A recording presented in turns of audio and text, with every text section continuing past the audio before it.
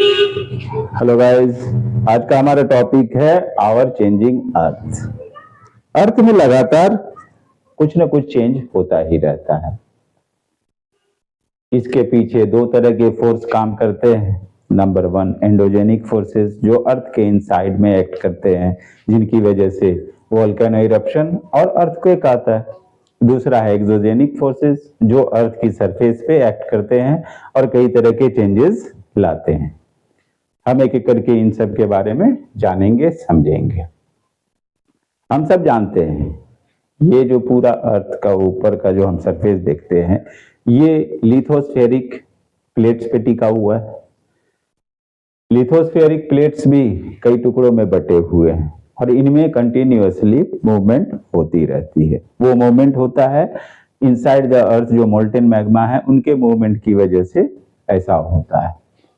जब inside the earth molten magma ज्यादा pressure हो जाने की वजह से उसे कोई लूज ओपनिंग, कोई कमजोर वीक ओपनिंग दिखता है, तो वो उस तरफ से बाहर आ जाता है, जिन्हें हम वेंट या ओपनिंग के तौर पे जानते हैं। और इस तरह से वोल्केनो इरप्शन होता है। वो होता है मोल्टेन मैग्मा के प्रेशर की वजह से वो बाहर निकल आता है। तो वोल्केनो इरप्शन इस तरह से होता है। अब रह गया लिथोस्फेरिक प्लेट। ये प्लेट कंटिन्यूअसली मूव करते रहते हैं। कभी ये एक दूसरे के पास आते हैं, कभी एक दूसरे से दूर जाते हैं, एक दूसरे के साथ रगड़ खाते हैं, एक दूसरे पे ये चढ़ते हैं। इस तरह का इनमें होता रहता है। अब इनकी वजह से कई बार इन लिथोस्फेरिक प्लेट में, जिन्हें हम टेक्टोनिक प्लेट्स भी कहते हैं, उनके अंदर सिस्मिक वेव जनरेट होते हैं। सिस्मिक वेव जिस पॉइंट पे जनरेट होता है, जहां से उसकी शुरुआत होती है, उस पॉइंट को हम फोकस कहते हैं। उसके आसपास सबसे ज्यादा खतरा होता है और ठीक उसके वर्टिकली ऊपर आने पे अर्थ की सरफेस पे जो पॉइंट हमें मिलेगा वो एपीसेंटर कहलाता है उस अर्थक्वेक का। इस एपीसेंटर से जितना हम दूर होते चले जाएंगे, अर्थक्वेक उतना डिक्रीज होता चला जाता है। अर्थक्वेक की वजह से काफी डिस्ट्रक्शन होता है, काफी नुकसान होता है। अभी हाल फिलहाल हम कुछ समय पहले नेपाल में भी ऐसा हुआ था। तो ये जो दो तरह के जो चेंजेस देखते हैं, दो तरह के वोल्केनो इरप्शन या अर्थक्वेक्स, ये आते हैं एंडोजेनिक फोर्सेस की वजह से। अब इसके बाद है हमारा एक्सोजेनिक फोर्सेस, जो अर्थ की सरफेस के ऊपर एक्ट करता है और चेंजेस लाता है। इनको हम अलग अलग टुकड़ों में समझें तो ज्यादा आसान होगा। जैसे अर्थ की सरफेस पे रिवर से क्या चेंज आता है, सी में क्या चेंज आता है, सी की वजह से क्या चेंज आता है, विंड की वजह से क्या आता है, ग्लेशियर्स की वजह से क्या आता है, इस हिसाब से हम देखेंगे। पहले हम बात करते हैं रिवर्स। रिवर्स की शुरुआत किसी न किसी माउंटेन रेंज से होती है। जब भी ये माउंटेन रेंज एरिया में होता है, रीजन में, तो वहां इसकी चौड़ाई ज्यादा नहीं होती है। ये गहराई लेता है, चौड़ाई कम लेता है। फिर इनके साथ आगे आने पे और भी कई तरह के ट्रिब्यूटरीज इनसे जुड़ते हैं, इनको लार्ज बनाते जाते हैं। और फिर जैसे ही कोई रिवर किसी प्लेन में एंटर करती है, तो वो इस तरह का शेप लेने लगती है। वो स्ट्रेट नहीं जाके वो इस तरह से चलती। इस तरह से जब फ्लो करती है तो जगह जगह पे बेंड हमें देखने को मिलता है, जिन्हें हम मेंडर्स के नाम से जानते हैं। ये रिवर अपने साथ डिपोजिशन को भी लेकर आई। डिपोजिशन, कोई भी ऐसा जगह दिखता है वहां के उसे डिपॉजिट कर दिया जाता है। अक्सर इस बेंड पे ये आकर डिपॉजिट करते हैं। और कभी कभी ऐसा होता है ये इतना ज्यादा डिपोजिशन हो जाता है कि ये पूरे हिस्से को कट ऑफ कर देता है मेन रिवर से, और मेन रिवर किसी और होके फ्लो हो जाती। और ये जब कटा छटा साइड में बच जाता है, इसी को हम ओक्सबो लेक यानी हिंदी में गोखुर झील के नाम से जानते हैं। तो इस तरह से ओक्सबो लेक या गोखुर झील वो रिवर के वर्क की वजह से फॉर्म होते हैं। आगे चल के यही रिवर जब धीरे धीरे ओशिन के पास पहुंचती है, तो ओशिन के पास बहुत सारा वाटर है, तो जाहिर सी बात है प्रेशर तो उसी का ज्यादा होगा। यहाँ आने के बाद इसकी गति कम हो जाती है, इसकी मोशन कम हो जाती है। दूसरा अपने साथ ये डिपोजिशन भी लेकर आते हैं, वो डिपोजिशन यहाँ के जमा होता रहता है जगह जगह, एक ट्रायंगुलर शेप में कई सारे आप देखें ये इस तरह से, और ये कई छोटे छोटे चैनल्स में बट जाते हैं। इन अलग अलग छोटे छोटे चैनल्स को हम डिस्ट्रीब्यूटरीज के नाम से जानते हैं। और इस तरह से जो भी डिपोजिशन आया है ये इनमें जमा होता जाता है, और यहाँ पे आइलैंड टाइप के बहुत सारे प्लेटफॉर्म बन जाते हैं। इन पूरे को हम डेल्टा के नाम से जानते हैं। तो डेल्टा, ऑक्सबो लेक, ये सब किसका वर्क है? ये वर्क ऑफ रिवर के नाम से जाना जाता है। तो इस तरह से रिवर की वजह से भी चेंजेस आ रहे हैं, हम देख रहे हैं। आगे सी की वजह से क्या क्या चेंजेस आते हैं? सी के किनारे बड़े बड़े रॉक्स होते हैं, स्टीप रॉक्स।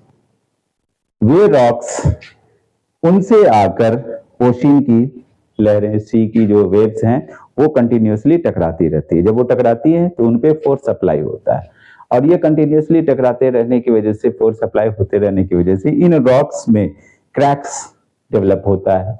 आगे चल के यही क्रैक्स लंबे पीरियड में धीरे धीरे करके एक हॉलो कैविटी को बनाता है।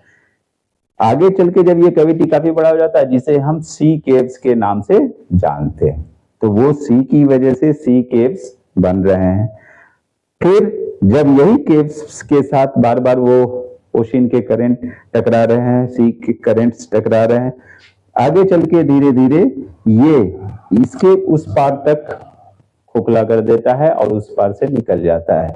सिर्फ छत रह जाती है, वॉल रह जाती है, उस हिस्से को हम कहते हैं सी आर्चेस। उसमें पीछे की दीवार भी खत्म हो चुकी होती है। आगे चल के फिर लंबे पीरियड तक कंटिन्यूअसली ऐसा ही होता रहता है, उस पर फोर्स सप्लाई होता रहता है, वेव्स टकराते रहते हैं। आगे चल के इसके रूट्स भी गिर जाते हैं, खत्म हो जाते हैं। सिर्फ वॉल लाइक स्ट्रक्चर यहाँ पे बचता है, जिसे हम सी स्टैक्स के नाम से जानते हैं। सी का एक और काम है, वो ये सी अपने साथ डिपोजिशन को भी शोर पे लाते हैं और उसे फैला देते हैं, डिपॉजिट कर देते हैं। धीरे धीरे करके यही सी बीच का फॉर्मेशन करता है। तो हमने देखा कि ये सारे वर्क ऑफ सी हैं। आगे हम अभी देखने वाले हैं वर्क ऑफ ग्लेशियर और वर्क ऑफ विंड। हाँ, अब है work of glacier. As we know, हम सब जानते हैं कि रिवर ऑफ आइस के नाम को हम ग्लेशियर के नाम से भी इंग्लिश में जानते हैं। माउंटेन्स पे स्नो जमा होते रहते हैं, जमा होते रहते धीरे धीरे, फिर वो स्लाइड होकर नीचे की तरफ आते हैं। जब इनका डिपोजिशन बहुत ज्यादा हो जाता है तो धीरे धीरे ये मूव करते हैं, धीरे धीरे आगे की तरफ मूव करते हैं। जब ये मूव करते हैं तो अपने साथ नीचे के सॉइल, स्टोन्स, इन सब को भी साथ में लेकर जाते हैं। यहाँ पे यहाँ की लैंड को इरोड करते हैं, नीचे के रॉक तक ऐसा ही चलता रहता है। जब ये इसे इरोड करते हुए आगे लेके चले जाते हैं तो ये जगह एक डीप हॉलो गड्ढा सा दिखता है। आगे चल के जब आइस मेल्ट होती है तो इसमें वाटर डिपॉजिट हो जाता है और एक ब्यूटीफुल लेक का फॉर्मेशन होता है। हम माउंटेन रीजन में ऐसे बहुत सारे लेक्स को देख सकते हैं जो कि ग्लेशियर की वजह से जिनका फॉर्मेशन हुआ है। अब ये यहाँ तो इन्होंने लेक बना दिया, लेकिन उनका क्या हुआ? जो इरोडेड सॉइल, स्टोन्स हैं, उनका क्या हुआ? तो ये जो रॉक सॉइल्स इरोड होकर इनके साथ जाते हैं, आगे चलकर वो कहीं न कहीं जाकर डिपॉजिट होते हैं। उनको हम कहते हैं ग्लेशियल मोरेन्स। तो ये दो चीजें हैं, लेक्स का और मोरेन्स का जो फॉर्मेशन होता है वो वर्क ऑफ ग्लेशियर है असल में। नेक्स्ट है वर्क ऑफ विंड। हवा की वजह से क्या होता है? तो वैसे तो हवा की वजह से कई सारे चेंजेस आते हैं। यहाँ फिलहाल हम कुछ के बारे में बात करने वाले हैं, जैसे सैंड ड्यून्स। जब भी स्ट्रॉन्ग विंड ब्लो होती है तो साथ में सैंड ग्रेन्स को भी वो अपने साथ कैरी करते हैं। और यही जो सैंड ग्रेन्स हैं, पार्टिकल्स, ये जब एक ही जगह कहीं पे उसे डिपॉजिट कर दिया जाता है तो स्मॉल हिली लाइक स्ट्रक्चर हमें देखने को मिलता है। ये चीज अक्सर हमें डेजर्ट एरिया में देखने को मिलता है। इन्हीं को हम सैंड ड्यून्स के नाम से जानते हैं, हिंदी में कहते हैं बालू का टिब्बा। लेकिन जब इसी सैंड ग्रेन्स को एक ही जगह पर डिपॉजिट ना करके एक लार्ज एरिया में गिराया जाए, लार्ज एरिया में उसे डिपॉजिट किया जाए, तो वो लॉयस के नाम से जाना जाता है। ठीक है, ये दोनों ही सैंड ग्रेन के कैरी और डिपोजिशन से बनते हैं। डेजर्ट एरिया में एक चीज और हमें सबसे ज्यादा देखने को मिलता है, वो है मशरूम रॉक्स। बड़े बड़े रॉक्स ये हैं। एयर ने इस पे एक्ट करना शुरू किया, एयर का प्रेशर नीचे ज्यादा होता है तो नीचे वो तेजी से इरोड करते हैं, ऊपर कम करते हैं।